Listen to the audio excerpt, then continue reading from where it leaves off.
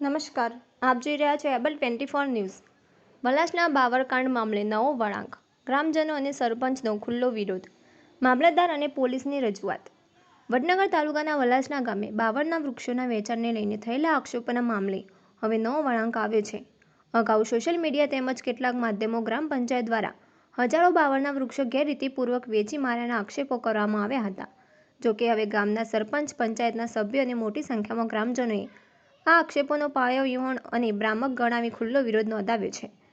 વલાસના ગામના સરપંચના જણાવ્યા અનુસાર ગામની પ્રતિષ્ઠા અને ગ્રામ પંચાયતની છબીને નુકસાન પહોંચાડવાના હેતુથી કેટલાક તત્વો દ્વારા ખોટી માહિતી ફેલાવવામાં આવી રહી છે।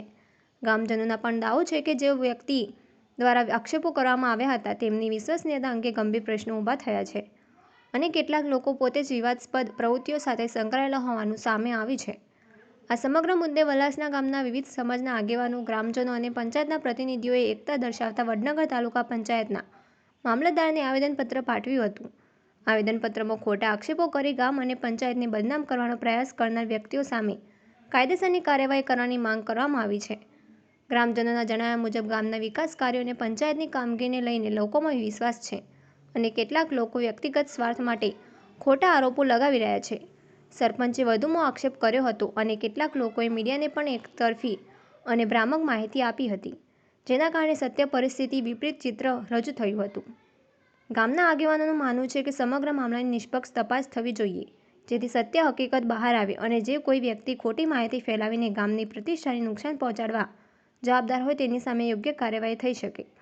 હાલ વલાસના ગામમાં આ મુદ્દો ચર્ચાનો વિષય બન્યો છે।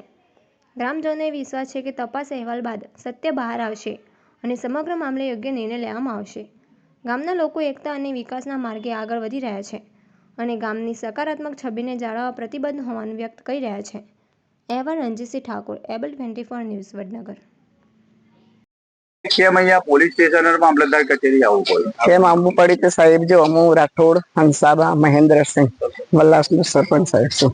અમારા ગામમાં જો ભૂપેન્દ્રસિંહ રાઠોડ, ભૂપેન્દ્રસિંહ મહબતસિંહ અમને હેરાન કરે છે બહુ જ। અમારા ગામમાં કોઈ પણ કામ કરવા નથી દેતા। અત્યારે પેન્ડિંગમાં અઠવાડિયેથી કામ પડે છે। તલાટીને ધમકી આલવાની, સરપંચને પણ ધમકી આલવાની, આવું કરીને હેરાન કરે સાહેબ। અમને શું કરવાનું? અમને કે ગૌચરમાં ઘોડા બાવર જો કપાયા, એ બાવર કપાઈ અને જે બાવર કાપતા હતા એ લોકોને હેરાન કરવાના। 50,000 રૂપિયા આલો તો એ સતત 10,000 તો લઈ ગયા, બસ પૈસા જ લેવાના। કોઈ પણ કાંટાનું કામ ચાલતું હોય ગામમાં તો રોડનું કામ ચાલે તો પણ જવાનું અને જઈને એમને ધમકી આલવાની, તમને પૈસા જ આલો। પંચાયતનો વિકાસ માટે કોઈ પણ અમારા ગામમાં વિકાસ માટે અમને જીત્યા છે। ભગવાનને આલ્યું છે ડક સાહેબ, મારે કશું જોતું નહીં, પણ ગામનો વિકાસ માટે અમે જીત્યા છીએ તો છતાંય બસ અમે હેરાન કરે છે। અમને શું કરવાનું? એ લોકોએ દારૂ પીને આવે કરેલો છે કે સરપંચ ભ્રષ્ટાચાર કરે છે, એ બાબતે તમે શું કહેશો? ગામ રે કોઈ ભ્રષ્ટાચાર કર્યો નથી। એ ગાડા 52 ની ગાડી અને એમાંથી જે પૈસા મળ્યા છે એ ગામના વિકાસ માટે જ અમે આપ્યા છે। સાંસ્કૃતિક હોલ બને છે એમાં 1.5 લાખ આપ્યા છે અને 50,000 હતા એ ગામની પંચાયતમાં જે કલર કામ માટે વાપર્યા છે અમે, બરાબર। હજુ પૂરા પૈસા અમને કઠિયારાએ પણ કામ જ નથી કરવા દીધું, અધૂરું છે બપોરનું કામ જ ત્યારે આપે ને ત્યારે આપે ને પૈસા બાકી છે। કેટલામાં આપેલું હતું?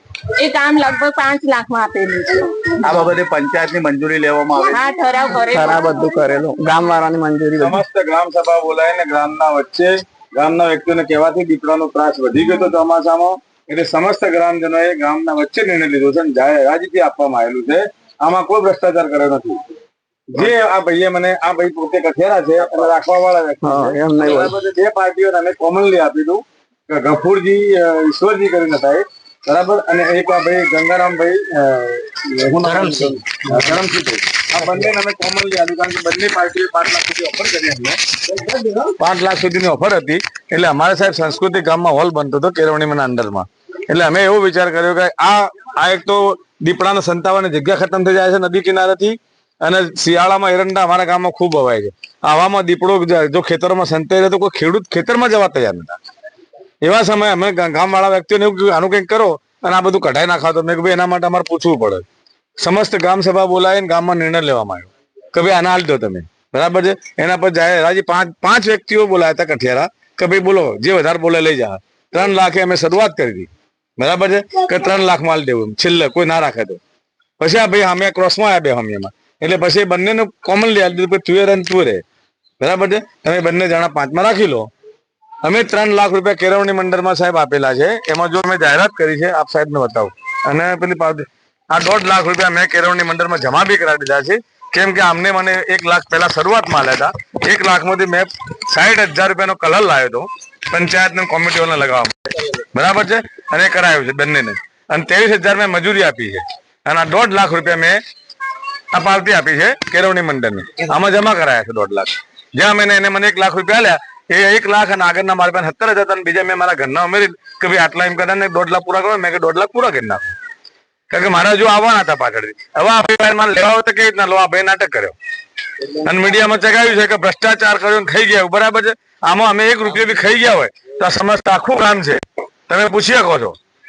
મીડિયા સમક્ષ એમને વિગતો સાચી આપી ખોટી લાગી? તમામ વિગતો ખોટી છે. હું મારા દાવો સાથે કરવાનો છું. આ સ્પષ્ટ વસ્તુ છે મારી, કારણ કે સરપંચ નામનો પ્રતિષ્ઠિત છે અને એના ઉપર કરવા કોઈ નહીં. એની ભાઈ એ કહે છે કોઈ ઠરાવ નહીં કરે. મારા ભાઈ ઠરાવની કોપી છે, બરાબર છે. હું મામલતદાર સાહેબને રિપોર્ટ તલાટીને કીધું કે તમારા ભાઈ જે એવિડન્સ છે રિપોર્ટ કરી નાખો, કારણ કે ઠરાવ મારી ભાઈ આપી. હું કર્મચારી છું એટલે મેં સાહેબ મેં કીધું સોમવારે હું આવું છું ત્યારે બધા જવાબો હું આપી દઈશ. એટલે હું કાલે આવી અને ગામ સમક્ષ કીધું કે આ ઠરાવ રહ્યો જે એની પાર્ટી વાળા હતા એને કે ભાઈ આ તમે ખોટા આક્ષેપ કરો છો મારી પર. છતાં પણ મીડિયાનો ઉપયોગ કરી, બરાબર, મીડિયાનો ઉપયોગ કરી અને ત્રાસ આપવાનું ચાલુ કર્યું. મહિલા સરપંચ ડેપ્યુટી સરપંચ બેઠા હોય ટેબલ ઉપર દારૂ પીને જઈને હાથ પછાડવાના અને નાટક કરવાના. હું આમ કરી નાખીશ, હું આમ કરી નાખીશ, તમે જોવાનું નહીં. અને પોતે કેમિકલ અગાઉ એના પર કેમિકલ નો કેસ થયેલો છે. એસિડ નો એ ડ્રાઈવર હતા, બરાબર છે. અને અમદાવાદ થી વેસ્ટ કેમિકલ વટવાથી લાવતા હતા. એ મારા મોટા ભાઈની જ ગાડીઓ હતી અને એમાં ડ્રાઈવર તરીકે હતા, બરાબર છે. અને એમાંથી દિલ્હી હાજે લઈને આવે ભરીને અને અમારા ગામના કેનાલની ચોકડીઓમાં અનલોડ કરતો હતો.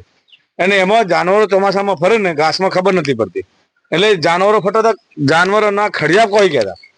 તો કંટાળીને આનો પીછો રાતે કર્યો અને પકડ્યો કે આ ભાઈ જ છે, તારે એના પર કેસ કરેલો અગાઉ બી ને.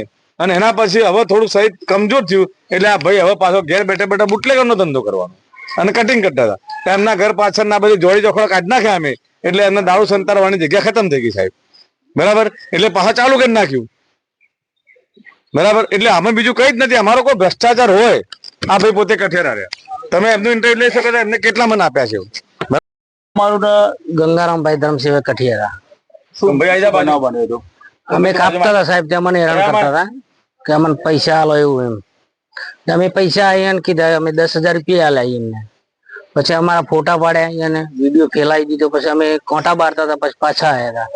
પછી અને અમને એવું કીધું કે તમે કને પૂછીને રાખ્યું છે એમ, એવું બધું અમને કીધું.